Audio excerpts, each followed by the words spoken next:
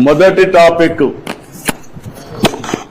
ఎవరన్నా హోంవర్క్ చేసుకొని వచ్చారా? చదువుకున్నారా ఈ సబ్జెక్టు? అయితే నేను బ్రీఫ్ గా చెప్తాను.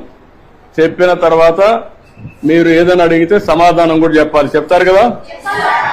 ఓకే. మొదటి సబ్జెక్ట్ వచ్చి మనకు వనరుల గురించి మనకు ఒక చిన్న కథ.